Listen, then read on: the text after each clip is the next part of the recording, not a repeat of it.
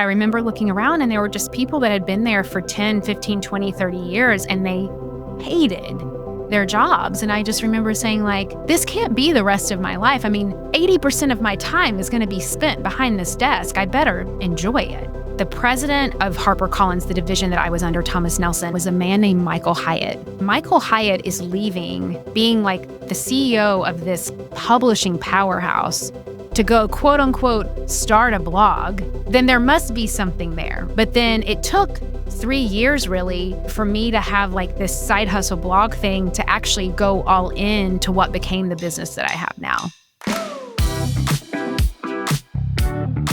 Hello, Julie Solomon. Welcome to the Making of podcast. It is truly an honor to be here with you today. I love getting to spend time with you anytime. So thank you for having me. Okay, so I want to jump right in. You went to the University of Tennessee. You studied journalism. I want to go back and ask you, what do you remember feeling about your future back then? About like 20, 21 years old. What do you remember feeling? I remember feeling very excited to finally live life, if that makes sense. Like I was not the kind of person who, felt like I peaked in high school, like I actually didn't very much enjoy high school. I didn't make good grades. I was, a solid C, sometimes B student. You could not get me out of high school fast enough. Like I was always that person that was trying to like get to the next stage. And then when I got to college and I was really able to root into what I was passionate about, I made incredible grades.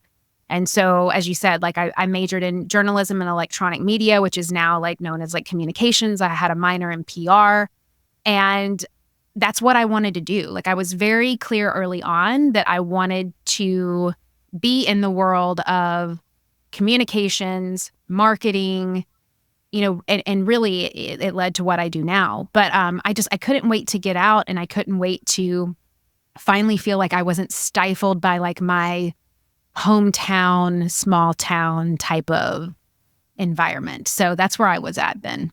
How small was your hometown? Yeah, I'm originally from a teeny tiny town in Tennessee called McMinnville, Tennessee. I think there's like 10, if even 10,000 people there.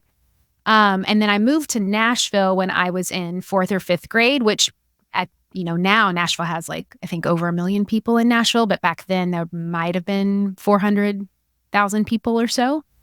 It was definitely bigger than my small town, but still just kind of had that very small town vibe.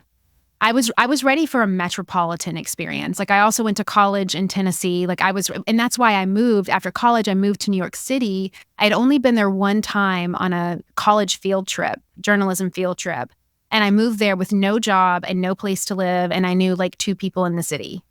So like that just kind of shows you my my capacity for like resilience and kind of a little bit of like being delusional to like for like entrepreneurial endeavors. But I was just so ready. Nothing grossed me out worse at the time than the thought of like moving back to Nashville and just doing what everybody else did, which I now live in Nashville and I love it. So I can say that. But at the time, that was the vibe. Yeah, a big mindset shift. So you moved to New York. You've got, as you mentioned, no money, very little contacts, no job. And student loans. And student loan payments. Yes. Tell me about landing your first job in publicity. Yeah. So because I didn't know anyone, I didn't know how to get a job. And back then this was 2007. So there was Facebook. I don't even think Twitter had started yet. I think it was MySpace and Facebook and LinkedIn. And so there was no really way of like building connections and building relationships. There was just websites where you could go and like upload a resume, but you couldn't really find jobs. And especially the type of work that I wanted to do. I got into PR after college. It wasn't like, I wanted to get into like either entertainment or music PR. So it's not like I could just find like Meryl Streep's Publicist information on the internet, like it's like, hey, I'm looking for a job. So I started to think, I was like, how do I find the contacts to these people who are working with the people that I want to work with? And so I remembered in a PR class that I had in college, there was a part of the class where they were teaching you how to write press releases. And I knew that every press release has this title at the top of it that says for immediate release. And that phrase just means that whenever that release is sent out to the media, that they don't have to gatekeep it. It's not for delayed release. It's for immediate release, and they can send it out to, the news wires and the outlets. Right below that is always a contact information. And so I got really scrappy, and I Googled in parentheses for immediate release. And then I would put like someone's name that I wanted to work with. So like for immediate release, Meryl Streep. For immediate release, Reese Witherspoon. For immediate release, Maroon 5. And that's how I found the Publicist contacts to all of these people. And so it's like that, to me, like that alone was like the trajectory of the rest of my business and life and career and even what I do now. So like that alone was worth my student loans. Just learning that and having, I think, I don't know why I thought to do that, but like I just did. And that's how I found the contacts. And so like, and actually cut to when I got into, and we'll talk about this, I'm sure, but when I got into the online space and I became a content creator and a blogger, that's the same way that I got the contacts for the brands that I would then pitch to work with. So anywho, it was always my little like trick that I would do. I teach that in my program, Pitch It Perfect, actually.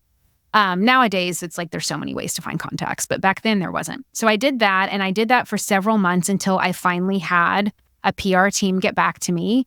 They were a music PR agency, and they worked with some really big music acts like Lenny Kravitz and Maroon 5 and whoever else. And so after months and months of interviewing, I had a job opportunity with them, and then a job opportunity with a company called 42 West, which is one of the top entertainment PR agencies. They're now owned by a company called Dolphin Entertainment.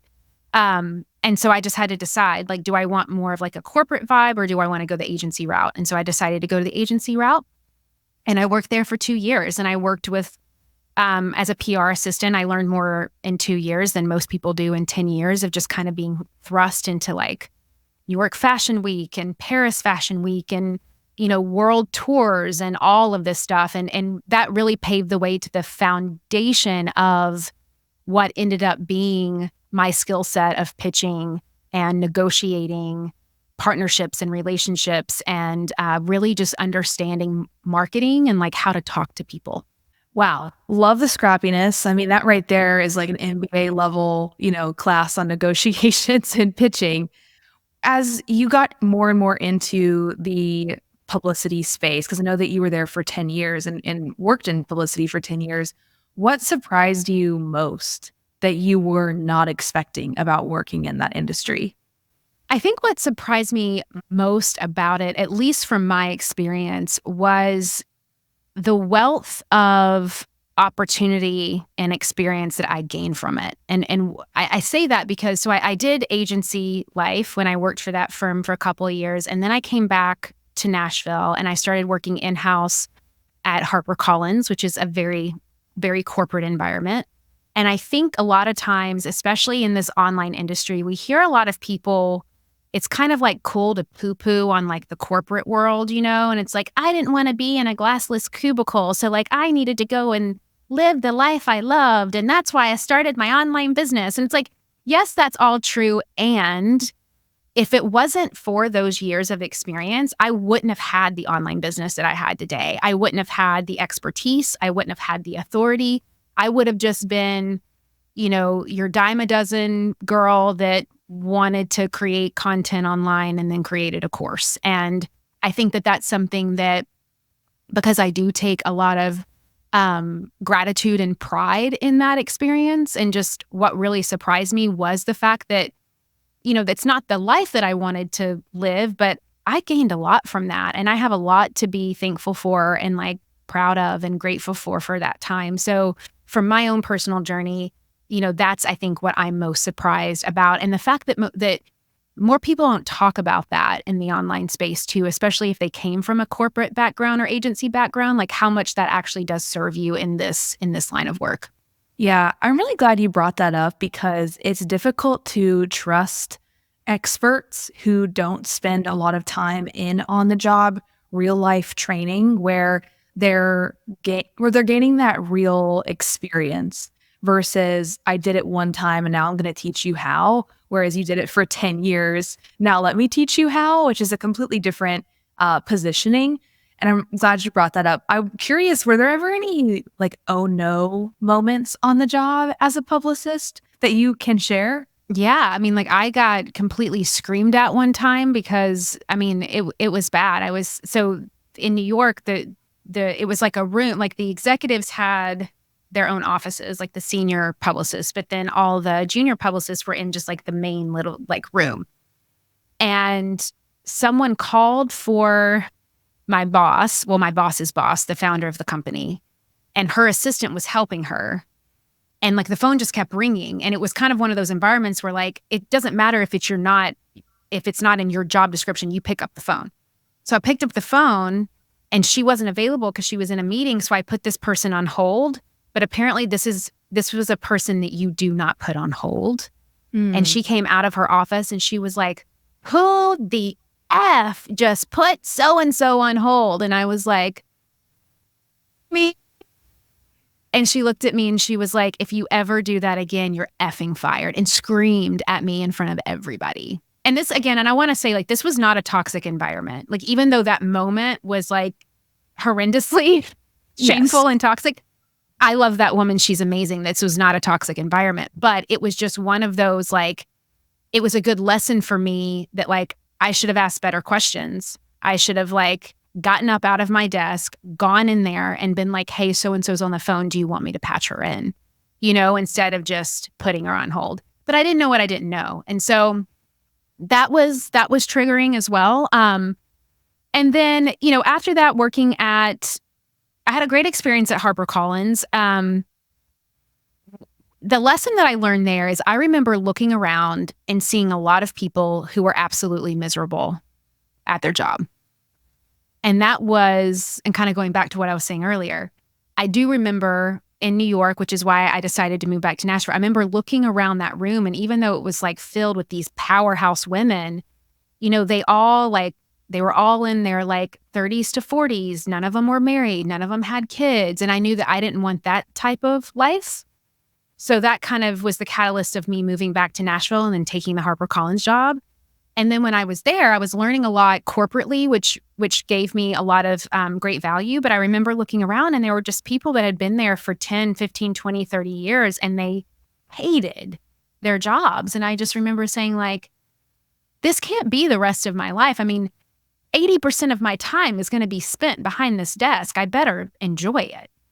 And that was very eye-opening and telling for me. So it wasn't kind of something that I did, but it was something that I was experiencing that I was like, oh no, this can't be. Is that what inspired you to go on and start your own venture? Because you are so right in calling out how much environment can play into where we see ourselves. So you look around and you say, do I see myself or the life I want in the people reflected in this company or in this environment, corporate, startup, you know, regardless of where people are working? Did that influence you to start your own blog in 2013, or what led you to that decision? Yeah, so there were a few things. Definitely that was one of them. The second thing is that there was the president of HarperCollins, the division that I was under, Thomas Nelson, at a time, was a man named Michael Hyatt. And Michael Hyatt was leaving Thomas Nelson to go start a blog. And everyone used to be like, oh, that's cute. And now we all know, if you know who Michael Hyatt is, that worked out very, very well for him. But I remember thinking like, oh, I wish that I could do that. Like, and it also gave it credibility. I was like, okay, if Michael Hyatt is leaving, being like the CEO of this publishing powerhouse, to go quote unquote start a blog, then there must be something there, right? Mm-hmm. And so like that kind of, you know, planted a seed as well. And then the thing that really was the catalyst is that every single month there were certain book titles that would be outsourced to a PR agency. And it was my responsibility as the in-house publicist at HarperCollins to hire those agencies to vet them, to interview them, and to handle the budgets for them. And I started seeing what these freelancers and these PR agencies were making every month. And I was like, hold the phone. I could have my own agency, or I could be a freelance and make $5,000, $8,000, $10,000 a month on a book campaign, where I'm sitting in here right now making like $3,000 a month. Now, obviously, I had health insurance and the benefits and all of those things. But to me, those quote unquote benefits were not like, I found a greater benefit in like the freedom of having my own thing than I did with like a 401k match and a whatever, you know? And so at the time, like that was the catalyst. I was like, I'd been there for about 2 years. There was also some changes happening in my personal life. I had met my now husband. We were going to have a baby. And I did not want to be in a cubicle with a baby. And so that really was the precipice of me not only going out on my own, but there was one PR freelancer that I used to hire a lot for those books. And I basically just reached out to her and I said, would you want to join forces if I left here and we could start working together? And she was like, let's do it. And so I left HarperCollins to join forces with, her name's Beth, with Beth. And then now HarperCollins was a client of mine. And so, and that's kind of how that started. And so that was from about 2011 until about 2016. And 2016 is when I left that and went all in on the online education business that I have now. Okay. And simultaneously, though, while running your own agency, you did start the blog. I did. But it was like a slow burn. It was a slow burn. Let's talk about the slow burn, because I think that it's almost like the blog was your side hustle to your agency. And I think a lot of times people have ideas and dreams and like visions for their long-term career. And it seems like you had that vision when you started the blog, but it was very much a side project. How did you manage the growth of that vision from a side project to you going all in on it in 2016? Yeah. So 2007 to 2011 was me like in-house. Then 2011, I was still doing PR, but I was now with Beth and we were dividing and conquering. And 2013 is when end of 2012 is when I moved to Los Angeles. So me and my husband had met in 2012. We had gotten together. We knew that we were going to get married and start a family. So I moved to LA to be with him, doing the PR work. And within that first year, between 2012 and 2013, I started to notice in LA that there were, pretty much any young woman who moves to LA was starting a blog. It was just like this rite of passage. You move to LA, you go to Pilates, and you start a blog. That's what you do. It was like a pipeline. It was a pipeline. And really for me at the time, because I got pregnant pretty quickly, so I had like a young, within that year, I had my son in 2013. So this was now about a year of being in LA, and I was just lonely. Like I wanted to meet people. I wasn't in-house anywhere anymore. Beth was in Nashville. I was in Los Angeles. And so I needed to meet people. And so it was like, I remember reaching out to some of my like PR friends from my New York days being like, do you know anybody here? Like, how can I meet people? And then through my husband, I started meeting people, and I started to meet these awesome women who were starting blogs. And I had one of them who's still a dear friend of mine today, Angela, was like, I'm starting a YouTube channel. Like, you should start a blog. And so I did. She was very gracious enough to let me tag along with her to some events. And then because I started just reaching out to my New York connections, I was like, if you're ever here, if there's an event, let me know. And I was just trying to get myself out there to meet people. And that's really kind of how the blog started. Like you said, it was like my quote unquote 9 to 5 was still PR, but I was doing this side hustle of blogging, of trying to meet people in LA. And it started as, it's always been juliesolomon.net. Still to this day, that's my website, but it was a Publicist spin on motherhood. It was a mommy blog. And so that was my like way of trying to be unique. And this was also, you may remember this, Alexis, this was back when like people didn't use their real names. They were all like twirls and pearls and swirls and like, like speckle, stripes, sparkles and lattes. Speckles. Yeah. And it's like, This is so-and-so. She's sparkles and speckles. And that was always just, I think because of how legitimized my PR career was at that time. I was like, I cannot be going on Instagram and being called twirls and pearls and swirls. Like, I'm going to use my name. And that was always just really silly to me, which obviously that has more than phased out. I'm sure people that now come on the scene don't even know that that used to be a thing. But so I didn't do that, but I did have it was juliesolomon.net, a publicist spin on motherhood. And I just started to create content for mom lifestyle stuff.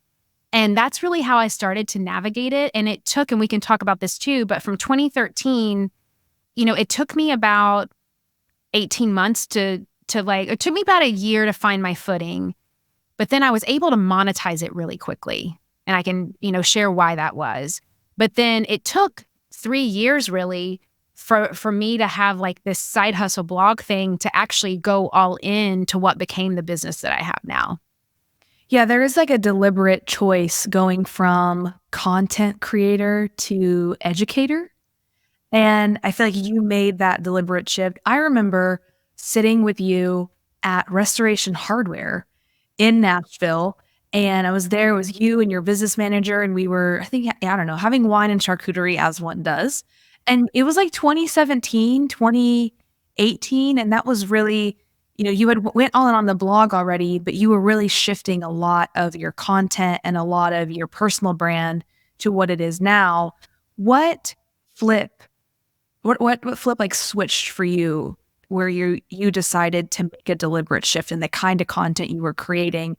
Was it fueled by, long-term financial gain of I see that there's a maybe wider, more sustainable path for me if I switch over to being more of a educator? Or was it truly just because you wanted to tap into your expertise on full blast and teach people how to do that for themselves? Yeah, it's a great question. So, now looking back, I see, and because of the work that I do and how I support, is that there's really, what I never want anyone to do is to create content just to create content. If you're trying to monetize it, if you're creating content just to create content, that's a hobby. And so as long as you're good with that, then cool. And, I've got friends that love to write. And so they write and they have Substacks. And if they make money on it, great, but they don't really care because they love to write. But most of the time, people that were in my world at that time and the people that are in my world now is that they're not creating content for a hobby. They're creating content because they want to build a platform, they want to monetize it. But what ends up happening is that people don't think about that sustainability piece that you were talking about. And so there's only really kind of several different ways that a content creator can take that next step. So we see you go from content creation to online educator, which is what I did, which you mentioned before. Content creator to brand founder, which is you think of people like Mariana Hewitt and Lauren Gores, who are the founders of Summer Fridays, right? They both started out as bloggers. You can also go content creator to more of that traditional speaker book route, right? There's, people that kind of start there, and then a Rachel Hollis, for example, is an example of somebody who did that. Content creator to podcaster, Lewis Howes, a great example of somebody who did that, right? But then other than that, those are really kind of the only vehicles that there are, and then from there you can grow and evolve to a multitude of different things. And so I learned early on in my content creation that I was not going to be your content creation to fashion brand founder. Even though I tried that and I tested that and I even was able to monetize it just because I know how to pitch and land brand deals, it was always really hard. The pitching, the making money for me was never hard, Alexis. And that's why, people were coming to me back in 2014, 2015, and they were saying Julie, I don't mean to be rude, but how is it that you have 5 followers and you're making $5-6 grand a month off your blog? And I've got 100,000 followers and I'm making, 25 cents. And it's well, you don't know how to pitch. You don't know how to monetize. And so that was actually the catalyst of, even though I knew how to do that very easily, what did not come easily for me was trying to fit myself into this lifestyle fashion, content creator. And so around this time as well, I started to find people like Amy Porterfield, Marie Forleo, Melissa Griffin, who, Melissa was a perfect example of who went from blogger to educator. And I just remember when I got very honest with myself, and I would have very, very direct conversations with my husband about it. He would be very frank with me. He would just say, like, Julie, just be Julie Publicist. Like, if you can just figure out how to monetize Julie Publicist and stop trying to do this like fashion baby motherhood thing, like, I think that you could have longevity.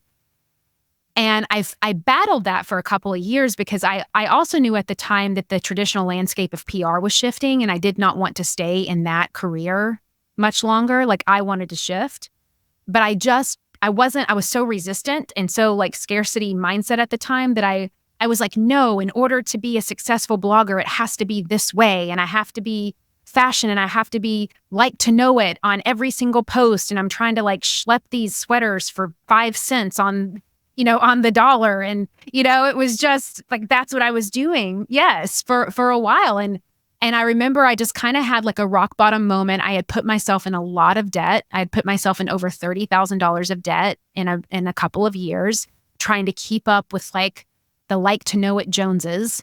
And I just said, there has to be a better way, and when I got really honest with myself, and I remember sitting down, and this is actually a chapter in my book, there were just these steps that I created of like, with where I am today, with exactly what I have, not needing to learn something new, not needing to hire anyone, just with what I have today, what can I create? What problem do I solve? What are people naturally coming to me for anyways? And when I got really quiet and really honest with myself about that, I was like, they're not coming to me for the fashion tips. They're not coming to me for the baby hacks. They're not coming to me for that. They're coming to me for the monetization. They're coming to me to learn how I'm monetizing those things, not for those things. And it was that shift of acceptance of that reality that changed everything for me. And so after, a couple of years of like getting my own brand deals, helping other content creators in a consulting capacity, getting their own brand deals, and really getting so burnt out with PR, I had a client from hell, which that's always just all you need to like get out of the work, like I had this client that made me miserable, and I was like, okay, this is my sign. Like, I'm $30,000 in debt. I don't like doing PR in the way that I was doing it, but people still see value in it. So how can I pivot this? And it was around that time that I had found those women that were doing online education. And I was like, well, maybe instead of consulting, like I can teach people my pitch process because it works. Like I've successfully been able to do this with no following. I was successfully able to get a $250,000 home decor brand partnership with World Market, including interior design services, when I had less than like 8,000 followers. And that was like a catalyst for so many other big influencers to do it, right? But it's like I was creating these methodologies before even realizing what I was doing. And so cut to, there was like 3 years of that. And then in 2016, I had my I'm done moment, and enough is enough. And I just said, I'm going to create a course. And that's in 2016 when I created Pitch It Perfect, which was my first course that's still around today, which is crazy. That teaches, bloggers, influencers, content creators how to pitch and land paid brand deals. And, within a year and a half of me launching that course, it made over like $1.7 million in revenue. Wow. And that was the catalyst to everything else. Also, so many things, so many nuggets from that. I just want to call out that you were so ahead of your time in connecting the dots of realizing that creators and bloggers and influencers were going to need help with pitching, because now, even in the last 4 years, so many people are trying to monetize. They've built these audiences. So it's so cool to see that you've created a product that is now 7 years old, that's still incredibly relevant, that people are still buying and you're still making money off of. And so still sells every single day.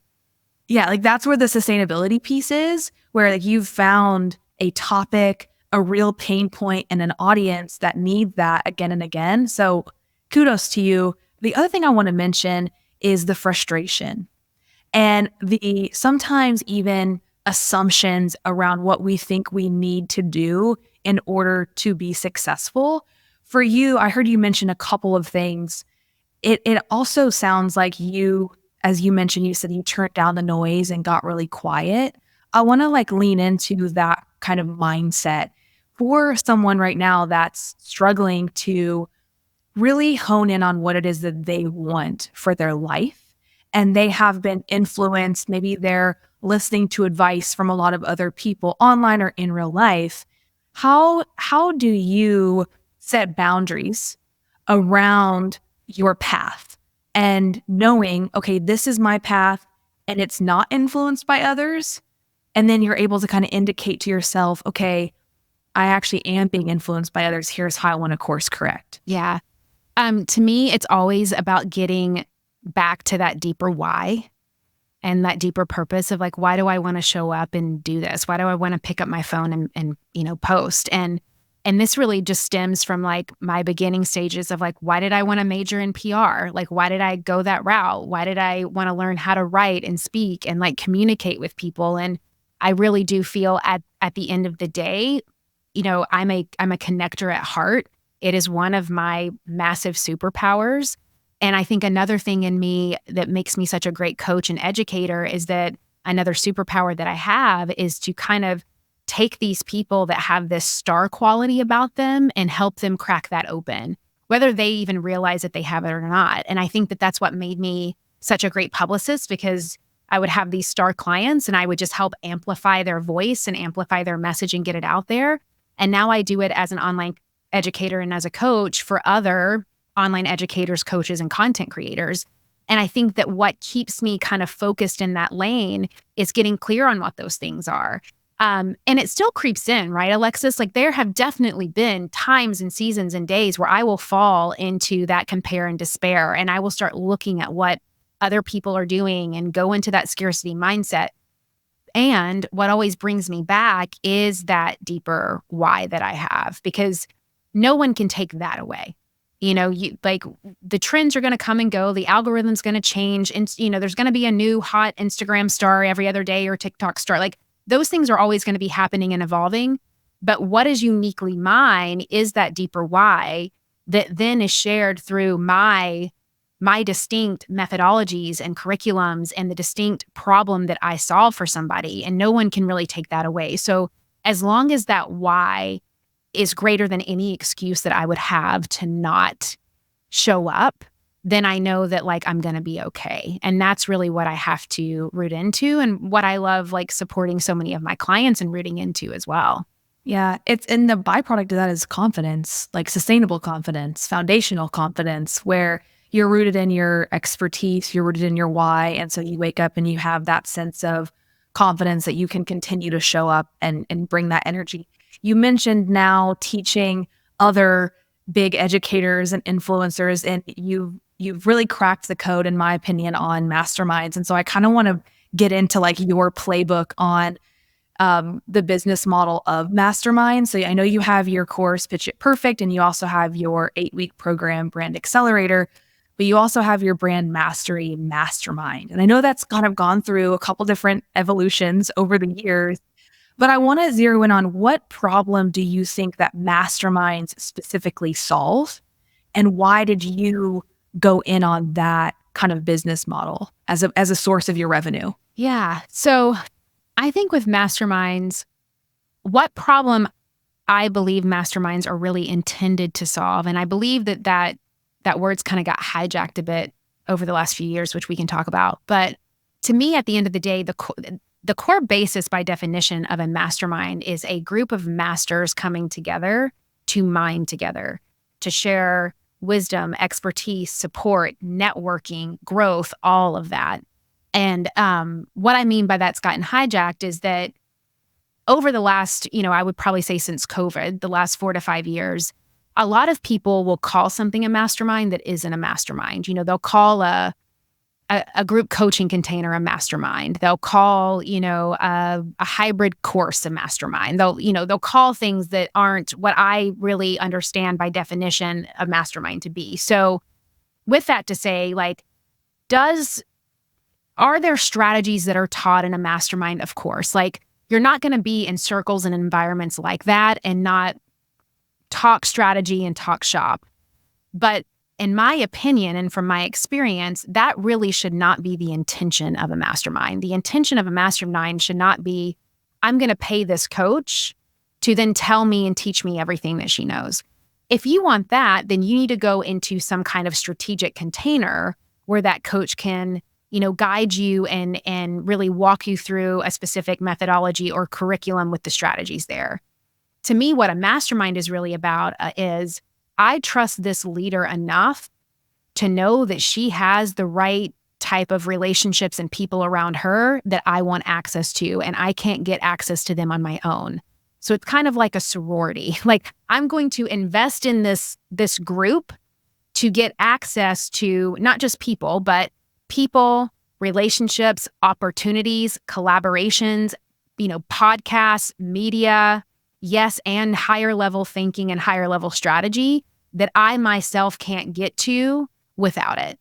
And so for me, if my mastermind is delivering on that, then I know that I'm doing my job. And that's why I've had iterations of my own mastermind, because every single year I'm trying to up level and tweak, like, how am I actually getting a group of masters coming together to mind and support when it comes to those arenas? Because at that point, what's beautiful about that is that it's not even about the leader at that point.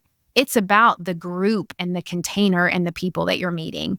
And the reason why I feel so passionately about this is because there were some masterminds that I did, once I hit about six figures, 2017, 2018 in my own career, that they were the catalyst of me for a lot of different reasons to not just hit seven figures. That was more funnels, and we can talk about that.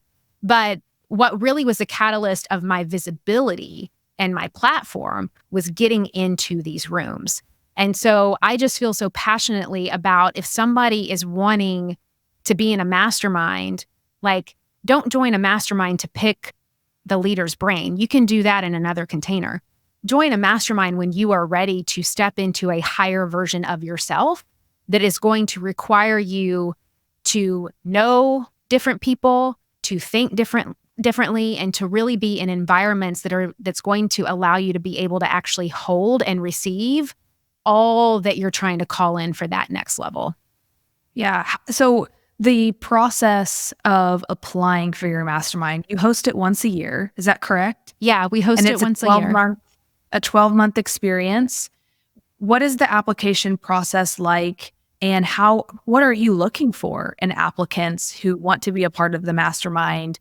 Because again, I think also who they gain access to and the kind of relationships and opportunities they gain access to influence the price and the transformation that you're able to charge for that. So walk us through that. Yeah. So the people that I call in, we do an application process in Q4 of every year. So typically it starts like around November and it goes until the end of the year, because our cycle is January. We start every January, a new cycle. And it is for women, usually anywhere between 14 to 20, that they're established in their online business. They're making anywhere, probably between $250 to upwards to about $500,000, $750,000. And they're trying to get to that $1 million plus mark. Sometimes we have people that have already made $1 million and they're just trying to scale from that. And sometimes I will say yes to a person if they're the right fit, that maybe they're like at 150 to 200, but I can feel that they've got that momentum going and I know that we can support them in getting there. But typically I like to find people that are at least at that 250K benchmark. And there's a strategic reason behind this. Someone that has gotten to $250,000 in their business, they are going to have a level of strategic understanding when it comes to leadership, when it comes to an online business and how to run one, when it comes to their offer suites, when it comes to building a community, when it comes to visibility, that's going to then be able to not only support the other members, but then that allows me to then take all of the amazing people, that the speakers and the experts that I'm bringing in to support that 250K person to get to that $1 million mark. Because the problem that a 250K person has is going to be vastly different than the problem that a 50K a year person has. And the kind of questions that a 50K a year person has is going to be different than the kind of questions that a multi-six-figure business leader has. And it's just, and I've done this from my own trial and error. Like, that's why I just believe that like a $50K a year person, a mastermind is not the right container for them yet. They're still on the timeline, but what they probably need is more of like an accelerator type coaching container. So in my world, for example, that would be like our revenue growth lab of like, let us get in, set up your automations and funnels, refine your systems, refine your offer suite and your positioning so that you get to the 250K, so that you're ready from more of a leadership and authority perspective to actually benefit from a higher level mastermind. And so those are kind of some of the qualifications that I have that are strategically based on a lot of what you just shared with like who's coming in, what are the conversations that are happening, and how are we, it's not just about getting that person to 1 million, but it's like, how are we really supporting the visibility and the authority of this, multi-six-figure earner to becoming that 7-figure authority earner? Yeah. So how do you deliver on the results then? Aside from that, I know you're meeting regularly. I know you also do in-person mastermind meetings where you bring everybody together in Nashville. How else is it your contacts? Is it them sharing contacts with each other?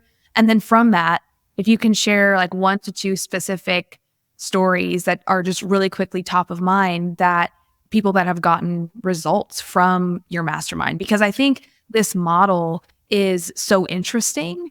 And a lot of times people want to go different ways for monetization. And I want to like get into the weeds of how transformative masterminds really can be. And also, they're a high revenue stream for you too, as the entrepreneur.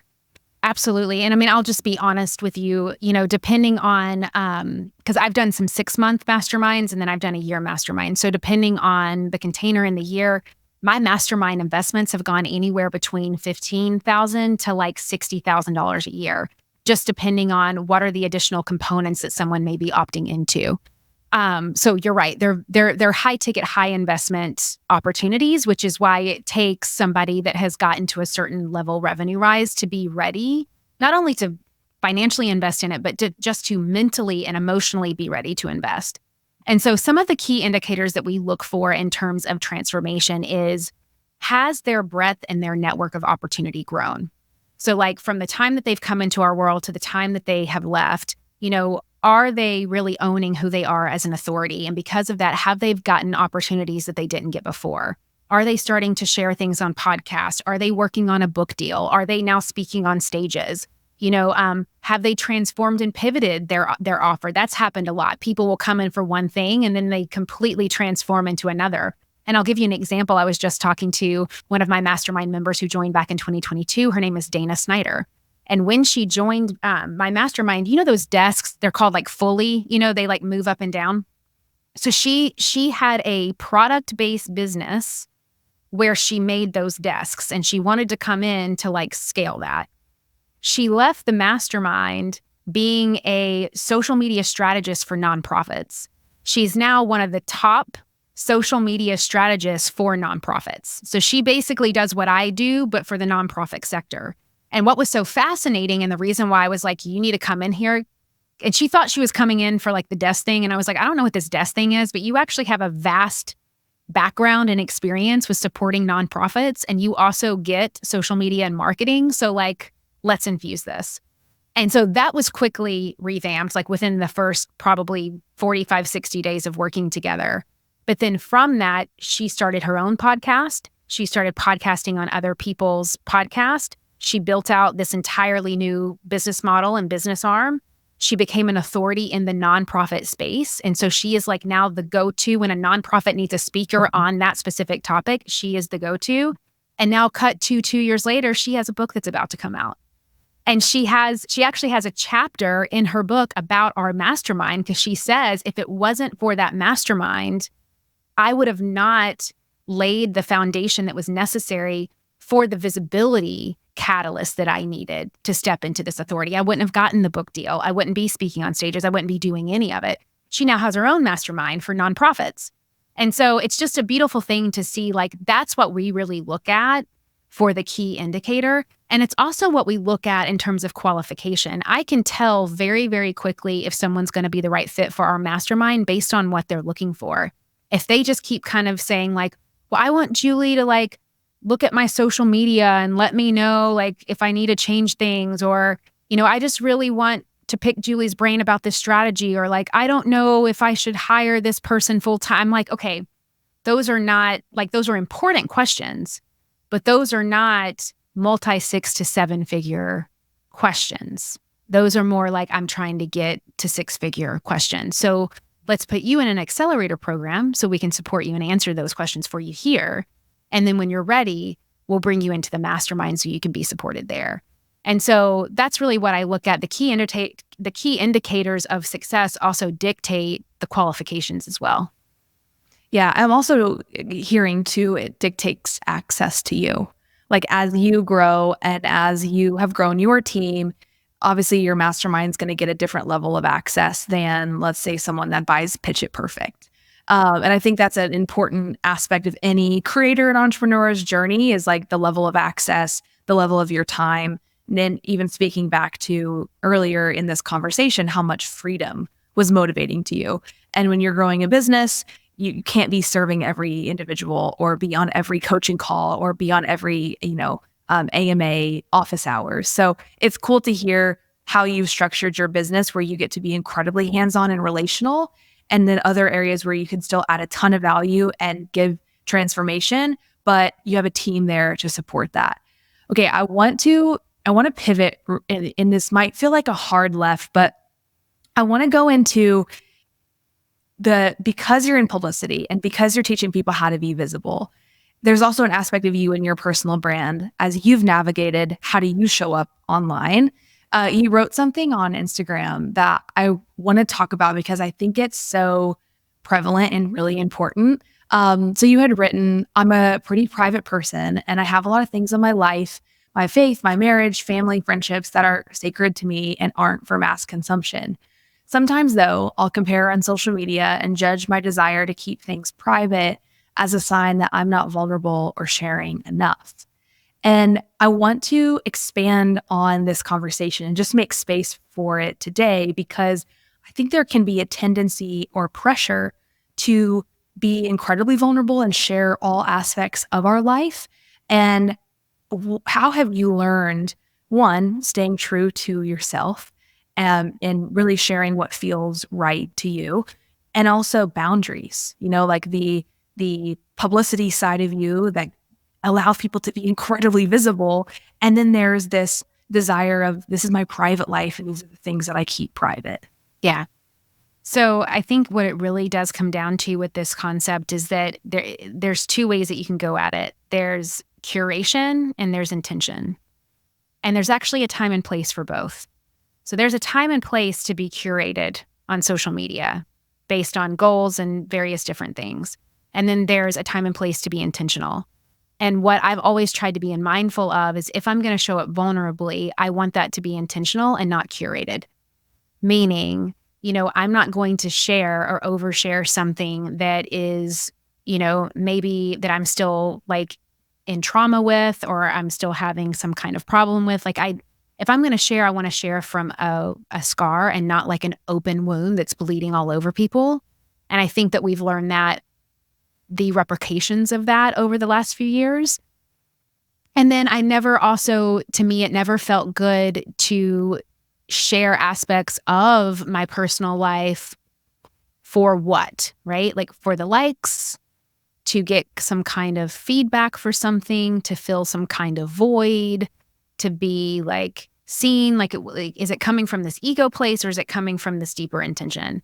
And so I got really clear on that when it came to my content and my messaging very, very early on. I'm not perfect with it, but the way that I like to share vulnerably in today's age is to really think about the intention of it. So for example, I have like the friends and family story, right? That you can just send to certain people. So there's a lot of, I do too. And there's a lot of like pictures of my kids and like things like that I will send, or like travels that I'll send to friends and family, because that doesn't make sense for my Instagram feed. It's not, that wouldn't be curated for me just to go and show like I think my daughter's cute, but like people don't want to see her dressed up in her 15th Taylor Swift outfit today. It's not my brand, right? My mom may want to though. So there's a time and place for that, which is great. But let's say that I do want to show that video of my daughter in her Taylor Swift outfit. I think that there's certain types of creators that if they're not being intentional, it's like one slide's going to be like, sign up for my class. And then the next slide is like, here's what I ate today. And then the next class is like, here's my daughter in her Taylor Swift outfit. Whereas what I've learned is, first off, I don't ever really post in real time. So there's content that I might have created 3-4 days ago that I'm going to be using this week, because that gives me time to really think and feel through, what's the intention of this? Is it even up for public consumption? Yes or no? Like how is this in service of the people that are following me? So for example, if I wanted to show my daughter in her Taylor Swift dress, I wouldn't just show my daughter in her Taylor Swift dress.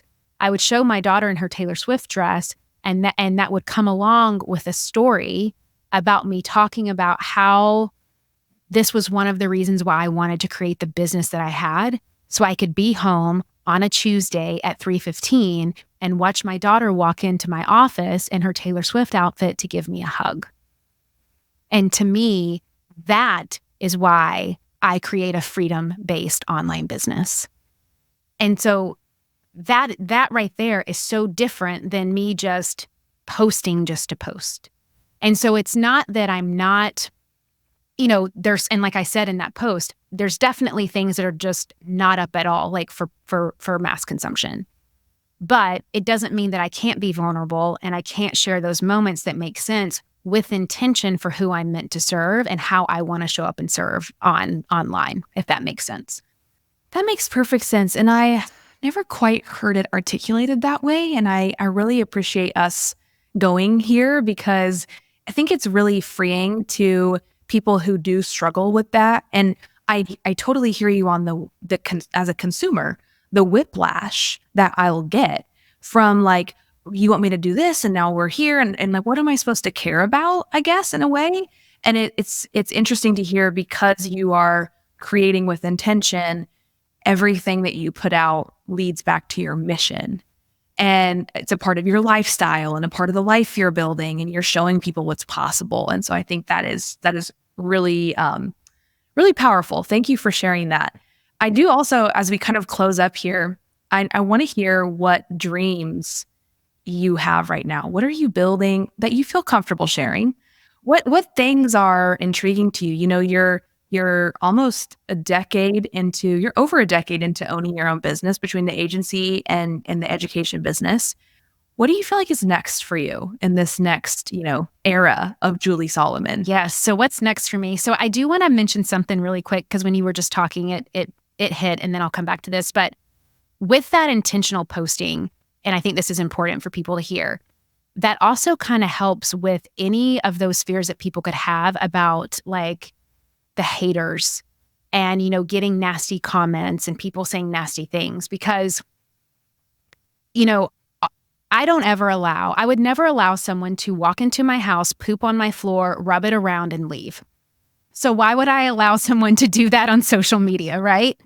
And if I was posting so much about very vulnerable aspects of my life, right? Like my faith or my family or what have you, and someone wanted to poo-poo on that, all it would take is one toxic criticism of that sacred stuff for me to be like, nope, you no longer have access to this internet. Like, this is too sacred for you to try to come in and like poo-poo on. However, when I do it from that place of intention of what my deeper mission is, if someone's critical of that, it's like, well, I know where I stand with that. I know that my side of the street is clean, and it's like, you can go and criticize that all day, but like, I'm good with that. It's a bit of this kind of protection that I would have if someone was like attacking me and my family, which I have friends that are such big influencers. And I know that you know some of them too, that have very big public platforms, and to see what they have to go through in their DMs and to see what they have to battle, to me, it's just not worth it. But if I can figure out a way to showcase it in a way that feels good to my greater mission, then that is always worth it. So yeah, I just wanted to share it feels rooted that. to you. Yes. Yeah. Exactly. Yeah. And then what I'm excited about and kind of the next stage, Alexis, and I'm actually going to be talking about this in the Circle Summit, which I'm so excited about. I'm going to deepen the concepts of what I'm about to share here. So definitely come to my session if you want to learn more. But one of the gifts of being in this industry for so long, and really something that I'm so thankful for when I did go all in with the course creation back in 2016, is that I started my online business with funnels and automations and systems set up. And they weren't always perfect, and I didn't always get them right. But I learned from the beginning that that is absolutely vital to sustainability. It's kind of like, going to Alaska in December and not having a coat, right? It's like you need a coat if you're going to go to Alaska in December. It just is. It's neutral. It's not good, bad, or you need a coat. To me, the funnels and the optimations are the coat. It's what keeps you warm. It's what keeps you thriving and growing and breathing in this dynamic. So what happens is that so many people find themselves in this position to where they're trying to grow these online businesses and they can't grow and scale because they don't have the systems and automations in place. They don't have the funnels in place. And then they start to think like something's wrong with me, or why can't I figure this out? Or why is it every single time that I have a launch, I have to go and launch something else next month? And it's because they're having to constantly physically show up to sell something in order to make a sale. And it doesn't have to be that way. And so what I'm really excited about and what we've really been rooting into this year as a company and as a team is going back to the foundations of that. It is so mind-boggling to me how many brilliant, smart, successful people have built what they've built without having that foundation in place. And I'm like, eventually you're going to burn out. And that's usually when they come to me. They're just like, Julie, I'm tired of live launching every month. I'm tired of having to do one-on-ones. I'm tired of constantly having to do a retreat or some kind of high ticket experience in order to make money. I just want to be able to make a sale while I'm making my kids waffles, or being able to go on vacation without stressing about when the money's coming in. And that's where the automations and the funnels come in. And so it's been really fun inside our Revenue Growth Lab. It's a 3-month experience with myself and my team. There's some one-on-one components, but also kind of it's a high-level implementation where we really build out through a one-on-one intensive what your offer suite is, how they all talk to one another. We create that business ecosystem, and then we support you in actually creating the funnel so you can start to see that sustainable revenue. So I've really been enjoying that.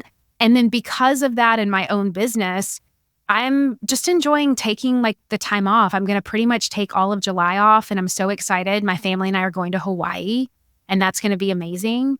And then I get to come back and have, probably a pretty full fall season. And then we'll take off in the holidays. So I'm just really grateful that the business is set up in that way to give me that time freedom. What I want to call out from that is that you have continued to build products and experiences as your customer has evolved.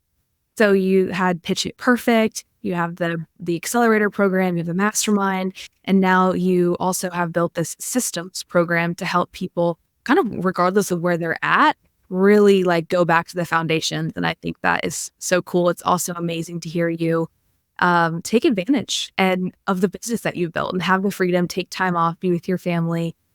Julie, this has been amazing. Thank you so much for your time. Can you share where people can connect with you? Yeah, absolutely. Thank you so much for having me. And I can't wait to continue to pour into the Circle community. I am also a user of Circle. That's where all of our programs and our community hang out. And it's just such a great place, especially with how consumptive social media can be, if that's a word. So it's just nice to have a different space where we can go and connect. So I love Circle. And you can find me on Instagram. And I'm at Jules, Juls Solomon, Solomon. I also have a podcast called The Influencer Podcast that you can listen to wherever you like to listen to podcasts. And then you can go to juliesolomon.net to learn more about me. But Instagram is where I tend to hang out the most. Amazing. Thank you so much for your time, Julie. You are truly an icon, and I've loved learning from you today. Also, as she mentioned, her podcast has over 13 million, 14 million downloads at this point. So go join in the fun and go listen to her podcast. Thank you so much. Hey there, it's your host Alexis Teichmiller. If you made it this far in the show, I have a special surprise for you. Before I share that, this is also your friendly reminder to leave a review or a comment of the show because we would love to hear what you think. Okay, so I've interviewed a real person from Julie Solomon's community, Berkeley Sweet Apple. She's the owner of a digital law firm for online businesses. She helps entrepreneurs build and protect their brands. Working with Julie has allowed her to double her revenue and earn more sustainable income for her business. This is also an inspiring story about how having someone believe in you can really shift what you think is possible for your future. Okay, with that, let's hear from Berkeley. Hello and welcome to the show, Berkeley Sweet Apple. I am really excited to hear your story of how you worked with Julie and how it's shifted your life. So give us a little bit of a background on who you are and your business before we jump in. Sure. So I am a trademark and business attorney. I work with female course creators, creatives to legally protect their business with trademarks, contracts, copyright, and all of that. And I have a legal template shop where people can download fill in the blank contracts and other legal templates. That's amazing. It's a really important work because I think when creators start, they don't realize that there's all of this legal background to the business that they're building. And it's so cool that you get to serve, especially female creators. So when you first connected with Julie, where were you? How did you stumble upon her work? And where were you in your business and life at that point? So I met Julie in 2018, which feels like forever ago. And I was in a completely different space. So I was starting a legal lifestyle blog that I wanted to monetize. And I knew Julie worked with women trying to kind of monetize their blogs and get brand deals. And I think I found her on Instagram, but I took her Influencer Academy course. And I met other women in the online business space, and everyone was asking me legal questions, how to legally protect their business, what's a privacy policy, when do I need to trademark? And that actually kind of catapulted me into starting the business that I did, which was opening my own law firm and starting the template shop, after meeting these women in the online space and seeing the need for legal work, specifically in the online space. So it was almost being a part of the community and hearing other people's needs that then birthed the idea of your business. Exactly. And I don't think I've ever shared that with Julie, but that's sort of how this came to be. So did you have an opportunity to work with her one-on-one, or what were your interactions like with her on a personal level? So after the Influencer Academy, it took me a few years to kind of launch everything and then scale it to a point to where I joined her mastermind. So last summer, about a year ago, I joined her mastermind, and it was amazing. At that point, I think she had Voxer support included. I don't think she does now, but I was able to talk to her on a daily basis and kind of get her input and strategies. And I ended up doubling my revenue the first month of the mastermind, which was crazy. Whoa. Because she's a genius at what she does. And that's amazing. Were there specific tweaks that you made in order to make that revenue shift? And if so, can you share what they were? Yeah, I think it's we did a lot of practical stuff. So lead follow-up. I didn't have any kind of lead follow-up system. So we went through all of my leads for the last year and, followed up with them. And then we kind of came up with a marketing game plan and a sales game plan for new leads. So she's great with I think both the energetic stuff as well as the practical. We had a great practical plan, but I think a lot of it too was believing this was possible. Was there a moment where or maybe a season where you weren't sure if it was possible? And then what was the mindset shift for you? Maybe as you were growing as an entrepreneur, but also through your work with Julie, that really kind of opened up your mindset of, okay, this is real. It's happening. It can happen. Yeah. And I think when you are around people who it's happening for them and just being in their presence and being around Julie and the other women in the group, you become more open to like believing that it is possible. When I started the mastermind, I had been at like the same revenue level pretty consistently for about a year and was just ready to take things to the next level. And I feel like just with her tweaks and feedback and, you know, it was really cool to see that shift, and it happened so quickly. So where are you now? It's been a year. Where have things progressed? I'm curious since the mastermind and what you've built to this day. Well, another thing about Julie that's amazing is she's an amazing connector. So she has connected me with so many people that I feel like my client base and my network has just grown exponentially, and my business has grown. I'm still using like the same sort of strategies that I did with her, just on a larger scale. And that's a lot of times what it is. It's figuring out what strategy is working and then just scaling it, doubling down, scaling it, doubling down. It's not always every quarter there's a new strategy, or every year there's a new strategy. So it's sometimes comforting to find where that groove is for yourself, and then you're just at that place where you're doubling down and growing your network and scaling. Absolutely. Yeah. One of the best things she taught me was, because I have like one service that's really popular, which is my trademark package. So everyone who has like a business or a course, they have to trademark their business name if they want to own it.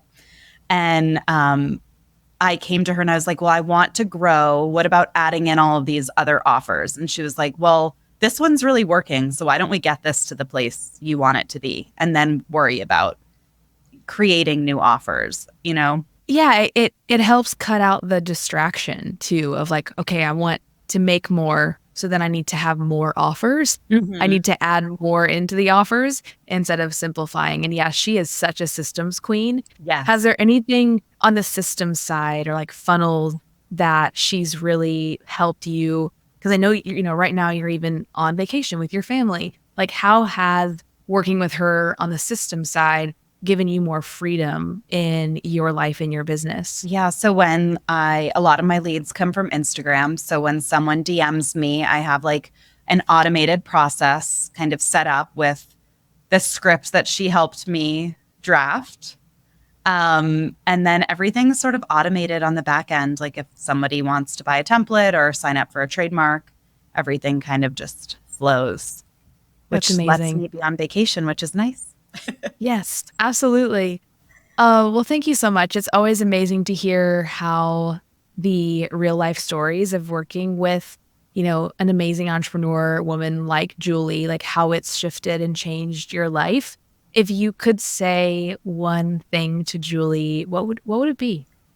Well, Julie, I think you're one of like the most kind people out there. And thank you for just being a part of my journey and all of the kindness you've extended to me in the last 6 years of knowing you. Wow, 6 years. That's amazing. Thank you so much, Berkeley. Thank you.